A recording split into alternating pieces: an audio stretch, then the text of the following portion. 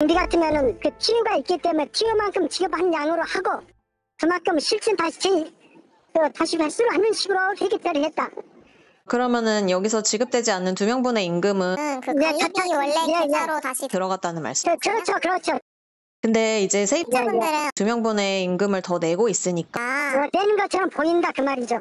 근데 내는 것처럼 보이는 게 아니라 내는 게 맞지 않나요? 여기 총 금액을 어차피 n분의 1을 해서 각자 내도록 되어 있어서 지금 그 과정상으로는 따지는 게 아니고 총 재무제표상으로는 외부 유출된 건 없거든요. 돈을 횡령이냐 보신다 그러면은 저는 그렇지 않다고 말씀드리고 싶고. 일단 장부상으로는 문제가 없다 이 말이네요. 제작진이 입수한 감사 보고서에 따르면 초과 청구된 2명의 인건비는 예비비로 적립되고 있었습니다. 전문가들에 의하면 이렇게 초과된 인건비를 관리 외 수익으로 분류하는 것은 일반적이지 않은 회계 처리라고 합니다. 아하. 이 밖에도 법에서 정한 범위를 뛰어넘는 과도한 연체 요율, 20%나 되네요. 한 달 새 10배나 상승한 청소비, 이야. 그리고 관리소장에 대한 상여금도 의아한 부분이라는데요. 관리소장 급여와 관련해가지고 이게 상여충당금 항목을 별도로 두고 있는 것 자체는 대단히 이례적인 경우라고 할 수가 있습니다. 관리소장의 처우, 어떤 그 근로 조건에 대해서 제대로 된 통제가 이루어지지 못하고 있는 것이 아닌가 하는 그런 의구심을 좀 갖게 합니다. 어떤 경우의 수를 좀 생각해 볼 수 있을 것 같습니다. 실제로는 관리인이 선임되어 있지 않을 가능성이 큽니다.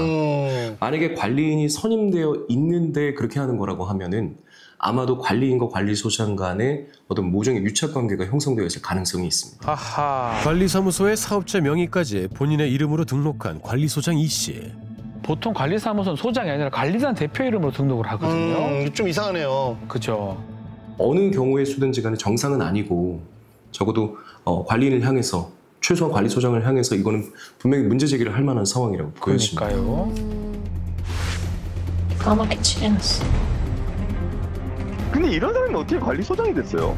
바뀌는 게 좀 맞는 방향이 아닌가. 그렇다면 이 문제를 해결할 수 있는 방법은 뭘까? 결국에는 이제 구분 소유자의 협조 없이는 좀 근본적으로 어려운 게 있습니다. 대표기구를 구성해야 되니까 원칙적인 형태는 일시 장소를 정해서 집회를 열어야 되는데 오피스텔 같은 경우는 소유자가 실제로 거주하는 비율이 낮고 대부분 이제 세를 주고 있는 상황이기 그러니까요. 때문에 사실은 큰 관심을 갖지 않은 경우들이 대부분입니다. 그 과정이 순탄치만은 않을 것 같습니다. 집회가 소집된다 해도 문제는 남아 있습니다. 지금 현재 소장님을 해임하고 관리인단을 꾸리고 하는 그런 절차를 진행하기 위해서는 일단 소유주 과반수의 동의가 있어야 하는데 연락이 안 닿는 경우도 많고 하나하나 연락해서 동의받기가 어렵죠, 사실. 등기부등본을 떼서 봤을 때 그 소장님이 소유하고 있는 호실이랑 그 소장님 가족분 명의로 추정되는 그 호실들이 되게 많았어요. 관리소장도 소유주였어요? 이야. 관리소장이 얼마나 많은 세대를 보유 중인지 확인하기 위해 총 110세대의 등기부 등본을 일일이 확인해 봤는데요. 그 결과 관리소장 명의가 총 4채, 그의 자녀와 친인척이 소유한 것으로 추정되는 집까지 총 11채 이상인 것으로 파악됐습니다. 이야. 소유주 구성이 이렇게 되면 관리소장 교체가 쉽진 않겠어요?